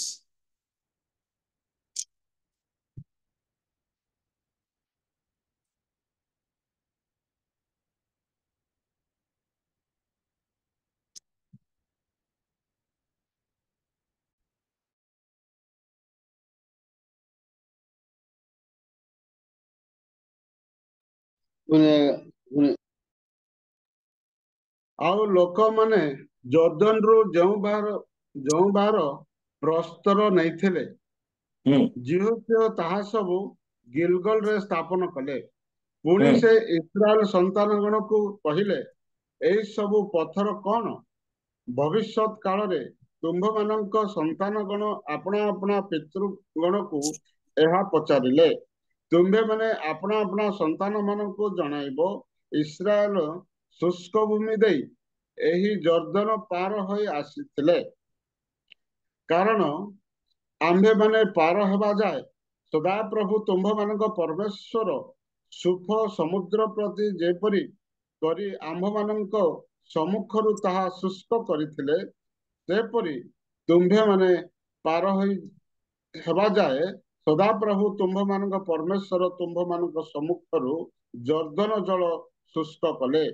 ଏଥି ଅଭିପ୍ରାୟ ଏହି, ଯେପରି ପୃଥିବୀସ୍ଥ ସମୁଦାୟ ଲୋକ ସଦାପ୍ରଭୁଙ୍କର ହସ୍ତ ବଳବାନ ବୋଲି ଜାଣିପାରିବେ, ପୁଣି ସଦାପ୍ରଭୁ ତୁମ୍ଭମାନଙ୍କ ପରମେଶ୍ୱରଙ୍କୁ ସର୍ବଦା ଭୟ କରି ପାରିବେ। ଆମେନ୍। ଧନ୍ୟବାଦ। ଆଉ ଗୋଟେ ଅଂଶ ଆମେ ଦେଖିଲୁ ଯେ ଯହୋଶୁଆଙ୍କ ନେତୃତ୍ୱରେ ଇସ୍ରାଏଲ ସନ୍ତାନଗଣ ସେମାନେ ଜର୍ଦ୍ଦନ ପାର ହେଲେ ଏବଂ ଗିଲଗଲରେ ଛାଉଣି ସ୍ଥାପନ କଲେ। ଗିଲଗଲ ମଧ୍ୟ ଏ ପ୍ରକାର ଏକ ଗୁରୁତ୍ୱପୂର୍ଣ୍ଣ ସ୍ଥାନ। ଆପଣ ମାନେ ଯଦି 10 ପର୍ବ 15 ପଦ ପୁଣି 41 ପଦରୁ 43 ପଦ ଦେଖିବା, ପଢିବା ନାହିଁ ବିଳମ୍ବ ହବ ଯେ ଗିଲଗଲ ହଉଛି ଆଉ ଇସ୍ରାଏଲ ସନ୍ତାନଗଣ ନିମନ୍ତେ ଏକ ପ୍ରସ୍ତୁତର ସ୍ଥାନ। ସେଇ ସ୍ଥାନରେ ସେମାନେ ପ୍ରସ୍ତୁତ ହଉଥିଲେ ଏବଂ ସେମାନେ ଯାଇ କିନାନ ଦେଶକୁ ଅକ୍ତିଆର କରୁଥିଲେ, ପରାସ୍ତ କରୁଥିଲେ, ନଗର ମାନଙ୍କୁ ଦେଶକୁ ପରାସ୍ତ କରୁଥିଲେ, ଆଉ ଥରେ ଫେରିଆସି ଗିଲଗଲରେ ରେଷ୍ଟ କରୁଥିଲେ। ସେଠାରେ ଗିଲଗଲରେ ସେମାନେ ପ୍ରିପେୟାର ହଉଥିଲେ ଆର୍ମି କ୍ୟାମ୍ପ, ଇସ୍ରାଏଲର ମାନେ ଆର୍ମି କ୍ୟାମ୍ପ ସେଠାରେ ପ୍ରସ୍ତୁତ ହେଇ, କାରଣ ସଦାପ୍ରଭୁ ପରମେଶ୍ୱର ଜର୍ଦ୍ଦନରୁ ପାର କରାଇଲା ପରେ 12 ଗୋଟି ପଥର ରଖାଗଲା। ପୁଣି ସେଠାରେ ଗୋଟିଏ ମାନେ ମେମୋରିଆଲ ଷ୍ଟାଚ୍ୟୁ କରାଗଲା ଯେ ସଦାପ୍ରଭୁ ଇସ୍ରାଏଲ ଲୋକମାନଙ୍କୁ ଜର୍ଦ୍ଦନରୁ ପାର କରାଇଲେ। ଯେମିତି ସୁଖ ସାଗରରୁ ପାର କରାଇ ପ୍ରାନ୍ତରରେ ପ୍ରବେଶ କରୁଛନ୍ତି, ଜର୍ଦ୍ଦନ ପାର କରାଇ କିନାନ ଦେଶରେ ବା ପ୍ରତିଜ୍ଞା ଦେଶରେ ପ୍ରବେଶ କରାଇଛନ୍ତି। ଏଇ ହଉଛି ଗିଲଗଲ ମଧ୍ୟ ଏକ ଗୁରୁତ୍ୱପୂର୍ଣ୍ଣ ସ୍ଥାନ ଇସ୍ରାଏଲ ସନ୍ତାନ ଗଣ ନିମନ୍ତେ। ଏଥିପାଇଁ ଇସ୍ରାଏଲ ସନ୍ତାନ ଗଣ ପ୍ରାୟ ଗିଲଗଲକୁ ମଧ୍ୟ ଯାତ୍ରା କରୁଥିଲେ, ଦର୍ଶନୀ ସ୍ଥାନ ଦେଖିବା ନିମନ୍ତେ ଯାଉଥିଲେ। ତାହା ଗୋଟେ ଦର୍ଶନୀ ସ୍ଥାନ, ଇମ୍ପୋର୍ଟାଣ୍ଟ ସ୍ଥାନ। ଆମେ ଦେଖିଲୁ ଯେ ତୁମେ ଗିଲଗଲକୁ ଯାଅ ନାହିଁ ବୋଲି ଆମେ ଆମ ପୁସ୍ତକରେ ଦେଖୁଅଛୁ ଯେ କିଏ ବା ଗିଲଗଲରେ ପ୍ରବେଶ କର ନାହିଁ। ତୃତୀୟରେ ଦେଖୁଛୁ ବରସେବାକୁ ଯାଅ ନାହିଁ। ବେରସେବା କଣ? ଯଦି ଆଦି ପୁସ୍ତକ 21 ପର୍ବ 14 ଏବଂ 31 ଯଦି ଦେଖିବା, ଆଦି ପୁସ୍ତକ 21 14 ଏବଂ 31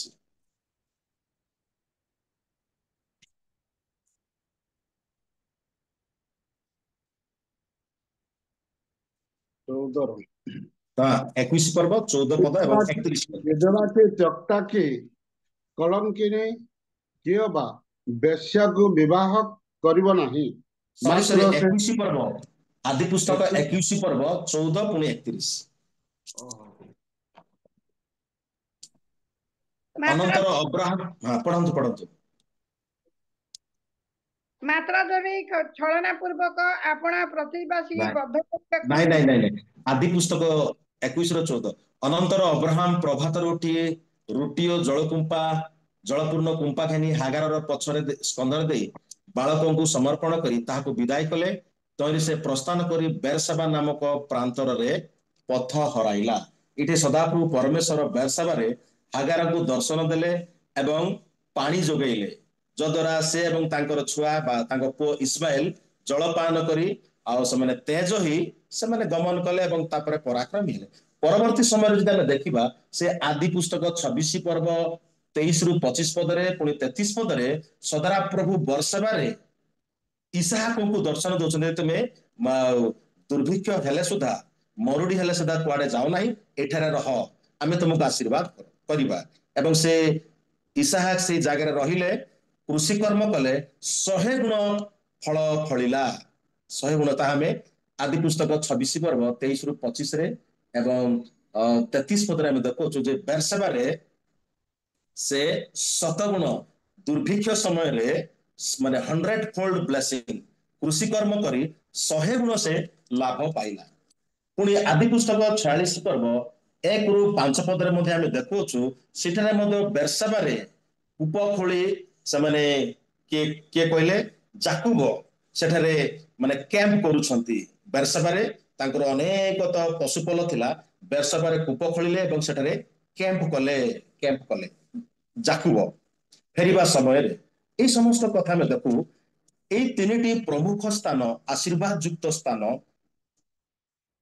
पूर्व काल रे अब्राहम को इसहाक कि जाकुब समय रे कि जीवसियों समय पूर्व काल रे अत्यंत गुरुत्वपूर्ण स्थान थिला एथि निमंते इस्राएल संतान गण एमाने भाबिले जे से स्थान अत्यंत इंपोर्टेंट स्थान अत्यंत गुरुत्वपूर्ण चल आम दर्शनी करवा प्रतिवर्ष बोधे से माने जाउथिले गिलगोल को जाउथिले बैथल को जाउथिले बेरसबा को जाउथिले किंतु समस्या होची जे से माने ईश्वरंकर अन्वेषण करबा परिवर्ते दर्शनी स्थान से माने दर्शन करूछन बुझी पारुछंती जेमती आजिकाली मध्य माने विभिन्न रिलीजन रो अछि हिंदू रिलीजन रे से माने बद्रीनाथ काशीनाथ कौन कौन नाथ सब अच्छी माने नॉर्थ इंडिया रे देखा पार्छ प्रयागराज कुंभ मेला पुणी आम मुस्लिम्स माने धर्म रे देखु मक्का मदीना हज यात्रा इत्यादि कथा देखा पार्छ जे यही इस्राएल लोक माने आमसों समय रे प्लेस ओरिएंटेड हो गले गॉड ओरिएंटेड बा ईश्वर को अन्वेषण करने परिवर्ते जो पूर्व काले सदाप्रभु दर्शन देते से स्थान मानक से स्थान को से दर्शनी बा जीवा आरंभ कले जो आम देखा बैथल रे उजाड़ हो गला प्रतिमा पूजा वर्तमान चली प्रतिमा पूजा चली बारसेबा गिलगल रे ये समस्त विषय ईश्वर उपस्थिति आउ से जगार नहीं आपंकर जदि मन थी जे आमसों समय रे एक पर्व रे जदि देखिबा जेरूसलाम मंदिर रे ईश्वर उपस्थिति अच्छी जिहुदार राजा ईश्वर अधिकार समय रे जोआसर पुत्र इस्राएल राजा जारमियम अधिकार समय रे भूमिकंपर 2 वर्षर पूर्व रे तकयस्थ गोपाल मानकर मध्यवर्ती आमोस इस्राएल विषय जे दर्शन पाइले तद विषय वाक्य तांकर वाक्य 2 पद देखंतु पुणी से कहले सदाप्रभु सियोन गर्जन करिवे और जेरूसलाम रु अपना रब शुणाइबे से समय ईश्वर को उपस्थिति जेरूसलाम रे थिला सियोन गर्जन करिवे जेरूसलाम रु अपना रब शुणाइबे किंतु आपनकर मन थिबो जे जीशु समय रे प्रभु जीशु ख्रीस्ट जेतबे पृथ्वी को आसिले सेवा कार्य कले ईश्वर उपस्थिति आ जेरूसलाम मंदिर रे नहीं नहीं ईश्वर उपस्थिति सेरा चोर मानकर गहर पलटि जाइतिला राइट दस्यु मानकर गहर पलटि जाइतिला एथि निमंते तो माने धर्मांध फारूसी शास्त्री जाजक माने जेरूसलाम रे सेवा कार्य करथिले किंतु ईश्वर करुनथिले ईश्वर करुनथिले जो ए इस्राएल लोक माने आमसंक समय रे प्लेस ओरिएंटेड सदाप्रभुंकर अन्वेषण करबा परिवर्ते स्थान से माने जाउछथि स्थान रो अन्वेषण करथि जे अमुक वर्ष एते जुग पूर्व रे एते 100 वर्ष तळे हमर पितृपुरुष अब्राहम को बैथल रे दर्शन देले केबा इस्राएल को जाकुब को बैथल रे प्रभु दर्शन देले गिलगल रे जिहोसियो प्रभुंकर उपस्थिति रे पराक्रमी युद्ध करूछथि किनान देश को प्रतिज्ञा देश को अख्तियार करियछथि बेरसबा रे प्रभु आशीर्वाद कले जल प्रदान कले इसहाक को शतगुण आशीर्वाद कले आस से जगह को जीवा देखा एठारे प्रभु अच्छा किंतु वास्तव में आउ ईश्वर उपस्थिति नहीं एथिपाई तो आपण मानकर मन थी 4 पर्व जोहन पुस्तक रे से आमर पितृपुरुष माने ए पर्वत रे उपासना करुथिले बोली सम्रण स्त्री कहबारु गो नारी समय आसीबो जे ए स्थान रे केबा जेरूसलाम रा लोक उपासना करिवे नहीं जदि लोक माने उपासना करिवे ईश्वर को को भाव रे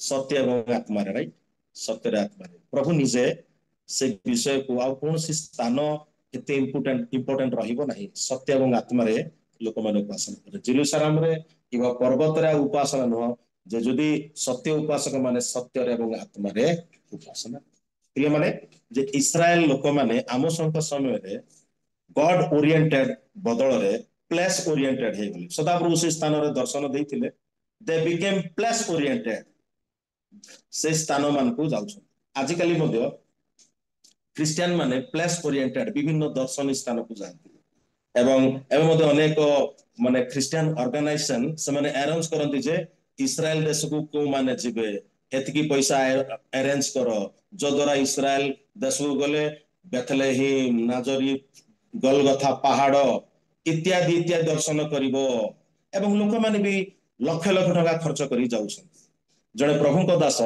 आमे मुंबई रे माने मुंबई रे गोटे प्रोग्राम अटेंड करथुलु बहुत इंडियन लोक किंतु दुबई रे से पास होचंती पास्टर श्रीनिवासन बोली so Israel is a holy land की नहीं भाई माने भोणी माने आर यू विथ मी मो सहित अछंती कि नहीं हाँ कि नहीं कहतु इजराइल इज ए होली हाँ land sir Holi land Holi land किंतु से कहले से होली लैंड वर्तमान गोली लैंड हो जाइछ बोली कहले इस्राएल एबे गोली लैंड गोली माने दिन राति गोला बारूद सेटे फुटुची होली लैंड बिकेम गोली लैंड बोली एवं एग्जैक्टली सत कथा एग्जैक्टली ता सत कथा होली लैंड बिकेम गोली लैंड दिन राति माने वर्ष वर्ष एते जेरूशलेम रो शांति निमंते प्रार्थना करि बोले दाऊद आमन को कहन इजराइल प्लेस ओरिएंटेड এই জায়গারে সেই জায়গারে সেই যেমতি ଆମୋସ ସମୟରେ ଏତେ ପ୍ରଭୁ କହୁଛନ୍ତି ଯେ ତମେ ଗିଲଗଲ କୁ ଯାଅ ନାହିଁ बैथल को जाओ नहीं बरसबा को जाओ नहीं मो निकट को आस मत अन्वेषण जदि सेई कंटेस्ट को जदि वर्तमान जुग को देखिबा आमे प्राय सभा समिति को जाओ प्रार्थना मीटिंग को जाओ वर्कशॉप कर्मशाला शिविर रिट्रीट सेमिनार इत्यादि जाओ right we became program oriented se mane place oriented thile we became program oriented whether we seek god or not we don't know ईश्वर वास्तव में अन्वेषण करूचु ना प्रोग्राम को खाली जाउचु I do not know I don't think कारण सभा समिति वर्तमान मध्ये जेमती हुए आखिर लुह छरे दुख लागे जे जो माने प्रभावशाली लोक सभा सरिया पर्यंत पल्पिट रे आपण समान को देखिबे तार स्त्री गीत गाइबा तार पुओ गीत गाइबो तार झियो गीत गाइबो तांकर फैमिली पूरा मुहरे मुहरे रहिबे पूरा काई माने पैसा लक्ष लक्ष टका देइसंती ताके एक्सपोज नले की एक्सपोज राइट से परिचालक को वक्ता को पचर रखिकी से आगे हेबे सो सभा समिति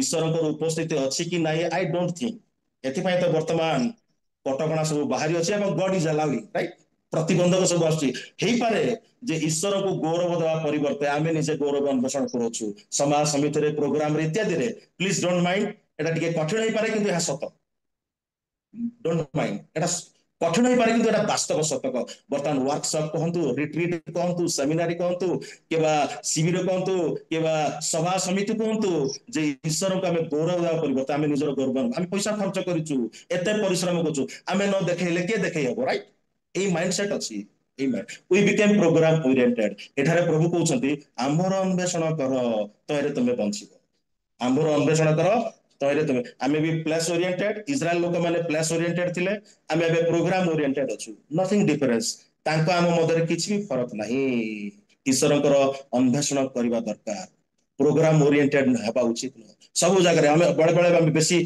क्रेडिट नहीं था मोर प्रोग्राम बेसी अच्छी अरे भाई ईश्वर को पाद तले तुम बसिकी अन्वेषण कर प्रार्थना कर समर्पित हुआ धर्मशास्त्र अध्ययन कर आम प्रोग्राम को बहुत इंपोर्टेंट दे था राइट कोटे कौन मीटिंग होची कोटे कौन प्रोग्राम होची ई बाबरे आम सेटा को क्रेडिट नौचु किंतु ईश्वर को अन्वेषण करोछि कि नहीं आम निजे आत्मसमीक्षा करबा नितांत नितांत दरकार नितांत दरकार जे इफ नॉट प्रभु कहते आमर अन्वेषण कर प्रभु कहते आमर अन्वेषण कर don't be program oriented program program करी डोंट टेक क्रेडिट ईश्वर बोधे से प्रोग्राम रे नहांती से पैसा खर्च करी से काम करूची से निजे देखैबा पय बोधे करूथिबो मु ए प्रोग्राम रे जे प्रभुंकर अन्वेषण होनी से कथा कहूनी किंतु मैक्सिमम प्रायतः अधिकांश निजको एक्सपोज करबा निमंते प्राय करा जाउ अछि एक्जेक्टली मोर मंतव्य जदि भूल हेबो आपण माने अन्य माने बड़ सेवक मान को ठारू मते मंतव्य नहीं पारिबे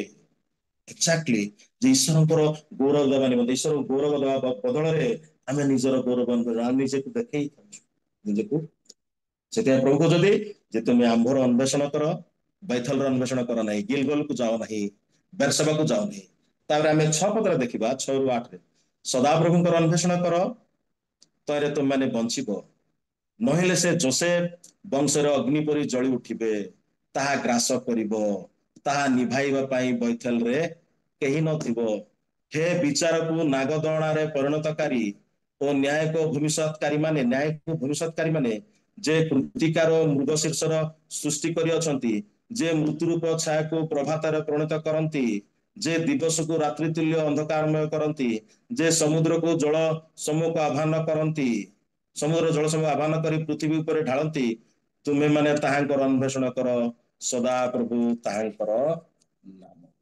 ସଦାପ୍ରଭୁ ତାହାଙ୍କର ଅନ୍ୱେଷଣ କର, ଯେ ନହେଲେ ଓଲଟ ପାଲଟ କରିଦେବେ। ଏମାନେ ଅନେକ ସମୟରେ ଆମେ ଯେତେବେଳେ କିଛି ପ୍ରତିବନ୍ଧକ ଆସେ ଆମ ପ୍ରୋଗ୍ରାମର ସଭାରେ ଆମେ ସରକାରକୁ ନିନ୍ଦା ଦେଇଥାଉ, ରାଇଟ୍? ବିଜେପିକୁ ନିନ୍ଦା ଦେଇଥାଉ, ଆରଏସଏସ କୁ ନିନ୍ଦା ଦେଇଥାଉ, କିନ୍ତୁ ଆମେ ନିଜେ ନିନ୍ଦା ନେଇ ନଥାଉ, ରାଇଟ୍? ଆମର କଣ ସମସ୍ୟା ଥିବ ପରା, ଆମର କଣ ପ୍ରୋବ୍ଲେମ ଥିବ ପରା, ଆସୁ ଆମେ ଆତ୍ମସମୀକ୍ଷା କରିବା। ପ୍ରଭୁ ବିଜେପି ଲୋକମାନେ ଏମିତି ବିରୋଧ କରୁଛନ୍ତି, ଆରଏସଏସ ବି ବିରୋଧ କରୁଛି, ସରକାର ବିରୋଧ କରୁଛି। ହଁ ଭାଇ, ଗୋଟେ ପକ୍ଷରେ, କିନ୍ତୁ ତୁମର ବି ସମସ୍ୟା ଥିବ, ତୁମର ବି ପ୍ରାକ୍ଟିକାଲ ପ୍ରୋବ୍ଲେମ ଥିବ, ଆତ୍ମସମୀକ୍ଷା କର। ଏଥିପାଇଁ ଆପଣଙ୍କର ମନେ ଥିବ ଦ୍ୱିତୀୟ ବଂଶାବଳୀ 15 ପର୍ବ 2ରୁ 8 ଟିକେ ଦେଖିବା। ଦ୍ୱିତୀୟ ବଂଶାବଳୀ 15 ପର୍ବ 2ରୁ 8। ଦ୍ୱିତୀୟ ବଂଶାବଳୀ 15:2 ମୁଁ ପଢିଦେବି।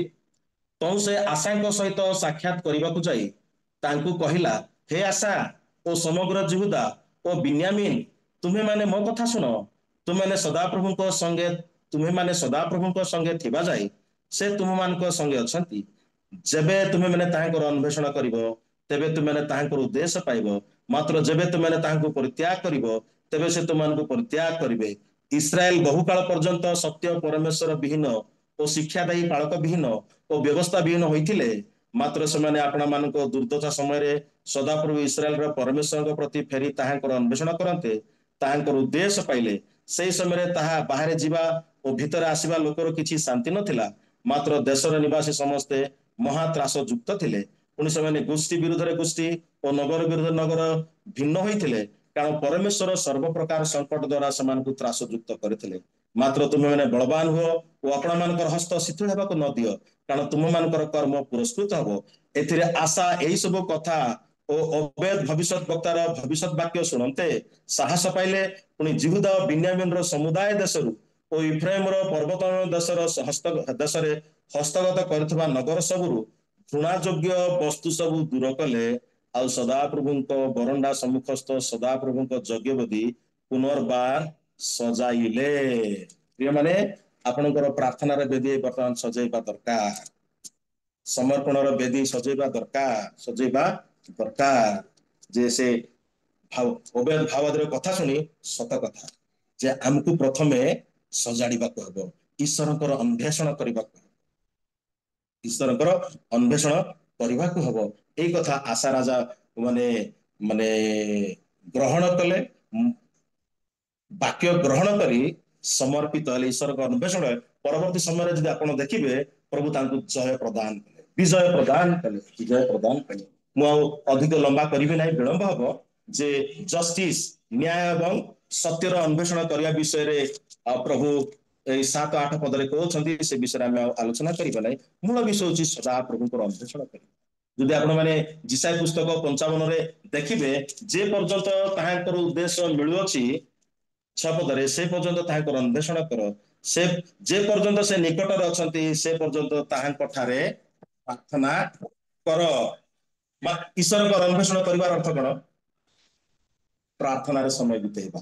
ଯଦି ଦ୍ୱିତୀୟ ବଂଶାବଳୀ 15 ପର୍ବରେ ଆମେ ଦେଖୁଛୁ ଈଶ୍ୱରଙ୍କର ଅନ୍ୱେଷଣ କରିବାର କଥା, ଈଶ୍ୱରଙ୍କର ବାକ୍ୟ ଖୋଜିବା, ଈଶ୍ୱରଙ୍କର ବାକ୍ୟର ଅନ୍ୱେଷଣ କରିବା, ପ୍ରାର୍ଥନାରେ ସମୟ ବିତେଇବା। ଏ ଦୁଇଟି କଥା, ଅନେକ କଥା ଅଛି ଯେ ସଦାପ୍ରଭୁଙ୍କର ଅନ୍ୱେଷଣ କରିବା ମାନେ ଯେ ଈଶ୍ୱରଙ୍କ ନିକଟକୁ ବ୍ୟକ୍ତିଗତ ଭାବରେ ଯିବା, ପ୍ରାର୍ଥନାରେ ସମୟ ବିତେଇବା, ସଦାପ୍ରଭୁଙ୍କର ବାକ୍ୟ ଅନ୍ୱେଷଣ କରିବା, ବାକ୍ୟରେ ସମୟ ବିତେଇବା। ଏ ଈଶ୍ୱରଙ୍କର ସେଥି ଦ୍ୱାରା ସଦୁ ପ୍ରକାଶନ ପ୍ରଭୁ କୁହନ୍ତି।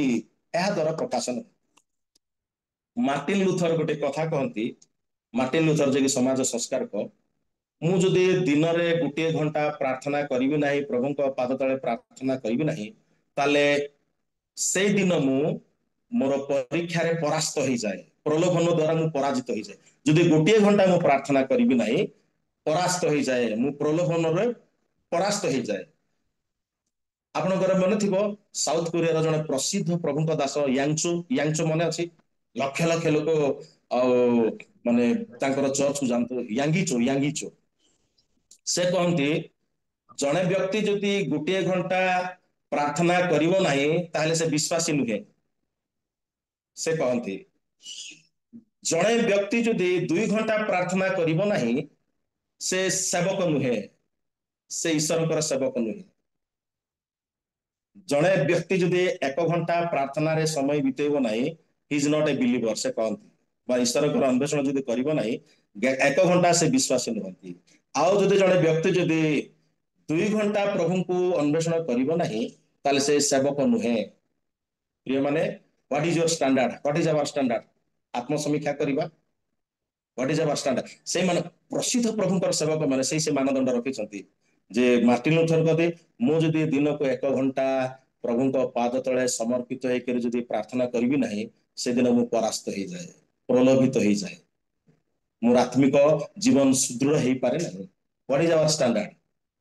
ସେଥିପାଇଁ ଏଠାରେ ପ୍ରଭୁ କହୁଛନ୍ତି ଆମ୍ଭର ଅନ୍ୱେଷଣ କର, ସଦା ପ୍ରଭୁଙ୍କର ଅନ୍ୱେଷଣ କର, ସଦା ପ୍ରଭୁଙ୍କର ଗିଲଗଲର ଅନ୍ୱେଷଣ କର ନାହିଁ, ବେରସେବାକୁ ବେଥେଲର ଅନ୍ୱେଷଣ କର ନାହିଁ, ବେରସେବାକୁ ଯାଅ ନାହିଁ, ଗିଲଗଲକୁ ଯାଅ ନାହିଁ, ଆମ୍ଭର ଅନ୍ୱେଷଣ କର। ସେ ଅତି ନିକଟ, ସଦାପ୍ରଭୁ ଆମଙ୍କର ସହାୟ, ଦୁର୍ଦ୍ଦଶା କାଳରେ ଅତି ନିକଟବର୍ତ୍ତୀ ସହାୟ, ଆତ୍ମାରେ ଏବଂ ସତ୍ୟରେ, ଆତ୍ମାରେ ଏବଂ ସତ୍ୟରେ ତାଙ୍କର ଅନ୍ୱେଷଣ। ତ ଆଇ ହୋପ ମାନେ ଏଇ ବାକ୍ୟ ଦ୍ୱାରା ଆମେ ଈଶ୍ୱରଙ୍କ ପ୍ରତି ଫେରିବା, ଈଶ୍ୱରଙ୍କୁ ଅନ୍ୱେଷଣ କରିବା, ଯଥେଷ୍ଟ ସମୟ ପ୍ରଭୁଙ୍କ ଠାରେ ବିଶ୍ୱାସ କରିବା। ନହେଲେ ସେ ଶେଷ ପଦରେ ଦେଖୁଛୁ ଯେ ଈଶ୍ୱରଙ୍କର ଅଗ୍ନି ତୁମକୁ ଗ୍ରାସ କରିବ। ଦେଖନ୍ତୁ 5 ପଦରେ, ନହେଲେ ସେ ଯୋସେଫ ବଂଶରେ ଅଗ୍ନି ପରି ଜଳି ଉଠିବେ, ତାହା ଗ୍ରାସ କରିବ ଓ ତାହା ନିଭାଇବା ପାଇଁ ବୈଥେଲରେ କେହି ନଥିବ।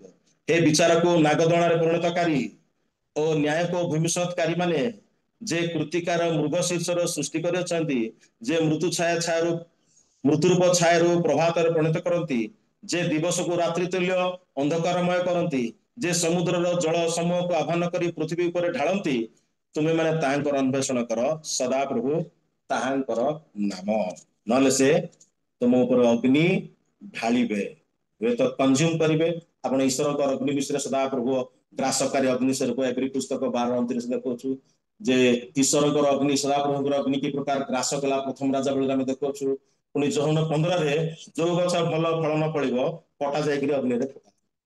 ପ୍ରଭୁ ବାପ୍ତିଜିତ ଯୋହନ କହିଲେ ମୁଁ ସିନା ତୁମକୁ ଜଳରେ ବାପ୍ତିସ୍ମ ଦେଉଛି କିନ୍ତୁ ମୋ ତାରେ ଯିଏ ଆସିବେ ସେ ତୁମକୁ ଆତ୍ମାରେ ଏବଂ ଅଗ୍ନିରେ ବାପ୍ତିସ୍ମ ଦେବେ। ଏଇଥିରେ ଆପଣଙ୍କୁ ଆତ୍ମାରେ ବାପ୍ତିସ୍ମ ନେବାକୁ ପଡିବ, ନହେଲେ ଅଗ୍ନିରେ ବାପ୍ତିସ୍ମ ହେବେ। ଆତ୍ମା ଯେତେବେଳେ ଆସନ୍ତି ବା ସେ ଚିରକାଳ ତୁମ ସହିତ ରହିବେ, ସାହାଯ୍ୟ କରି ଆତ୍ମାକୁ ପଠେଇବି, ତୁମ ସହିତ ସେ ଚିରକାଳ ରହିବେ। ଯଦି ଆପଣ ଆତ୍ମାରେ ବାପ୍ତିସ୍ମ ହେବେ, ଆତ୍ମା ଆପଣଙ୍କ ସହିତ ଚିରକାଳ ରହିବେ, ଈଶ୍ୱରଙ୍କ ସହିତ ଆପଣ ଚିରକାଳ ରହିବେ। ଯଦି ନାହିଁ ଅନନ୍ତ ନର୍କରେ ଚିରକାଳ ରହିବେ। That is very very simple principal. ସେ ଯୀଶୁଖ୍ରୀଷ୍ଟଙ୍କ ହାତରେ ମାନେ କୁଲା ଅଛି, ଗହମକୁ ସାଉଁଟିବେ ଏବଂ ବାଳୁଗାକୁ ସେ ଅନିର୍ବାଣ ଅଗ୍ନିରେ ଫିଙ୍ଗିଦେବେ। ତାଙ୍କ ହାତରେ ସେ ଆତ୍ମାରେ ଏବଂ ଅଗ୍ନିରେ ତୁମକୁ ବାପ୍ତିସ୍ମ ଦେବେ। ଏଥିପାଇଁ ଆଜିର ବାକ୍ୟରେ ପ୍ରଭୁ ଆମମାନଙ୍କୁ କହନ୍ତି ଯେ ସଦା ପ୍ରଭୁଙ୍କର ଅନ୍ୱେଷଣ, ଆମ୍ଭର ଅନ୍ୱେଷଣ କର ବୋଲି ସଦା ଗିଲଗଲର ନୁହଁ। Don't B place oriented. ଯାଇପାରୁଛନ୍ତି ନୋ ଡାଉଟ, କିନ୍ତୁ ସେଥିରେ ଯଦି ଈଶ୍ୱରଙ୍କର ଅନ୍ୱେଷଣ ନାହିଁ ତାହେଲେ ଇଟ୍ ଇଜ ଭ୍ୟାଲ୍ୟୁଲେସ୍। ପ୍ରୋଗ୍ରାମ ଓରିଏଣ୍ଟେଡ ଆମେ ହେବା ଉଚିତ। ଗଡ ଓରିଏଣ୍ଟେଡ, ଖ୍ରାଇଷ୍ଟ ଓରିଏଣ୍ଟେଡ, ଈଶ୍ୱରଙ୍କୁ ଅନ୍ୱେଷଣ କରିବାର ଜୀବନ ଶୈଳୀ ଆମେ କାଟିବା ଦରକାର। ପ୍ରଭୁ ଆମମାନଙ୍କୁ ଏହି ବାକ୍ୟ ଦ୍ୱାରା ଆଶୀର୍ବାଦ କରନ୍ତୁ। ଆମେନ୍।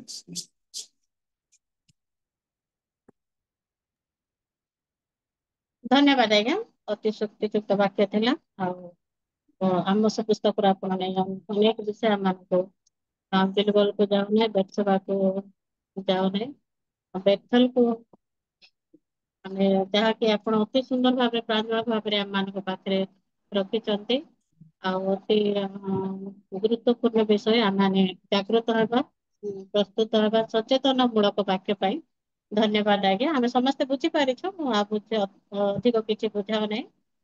ପ୍ରକୃତରେ ଗୋଟେ ବିଷୟ ଆପଣ କହୁଥିଲେ ପ୍ରୋଗ୍ରାମ ଓରିଏଣ୍ଟେଡ ହେବା ନାହିଁ, ଆମେ ପ୍ରଭୁଙ୍କର ଅନ୍ୱେଷଣ କରିବା, ପ୍ରଭୁଙ୍କ ଠାରେ ରହିବା। ଆମ ବ୍ୟକ୍ତିଗତ ଜୀବନରେ ପ୍ରାର୍ଥନାରେ ଆମେ ଯେ ପ୍ରକାର ବଢିପାରିବା, ସେଥିପାଇଁ ଆପଣ ଆମମାନଙ୍କୁ ପ୍ରକାଶ ଦେଇଛନ୍ତି, ସେଥିପାଇଁ ଧନ୍ୟବାଦ ଆଜ୍ଞା। ଏଇ ପ୍ରକାର ଆଗାମୀ ଦିନ ମାନଙ୍କର ମଧ୍ୟ ଆପଣ ରିଏଲ ମିନିଷ୍ଟ୍ରି ଅଫ ଇଣ୍ଡିଆକୁ ଆସନ୍ତୁ ଆଉ ଏ ପ୍ରକାର ବାକ୍ୟ ଦ୍ୱାରା ଆମମାନଙ୍କୁ ପଢେଇ ନିଅନ୍ତୁ ବୋଲି ଅନୁରୋଧ ରହିଲା। ଧନ୍ୟବାଦ ଆଜ୍ଞା, ସଚେତନ ମୂଳକ ବାକ୍ୟ ନିମନ୍ତେ। ଆସନ୍ତୁ।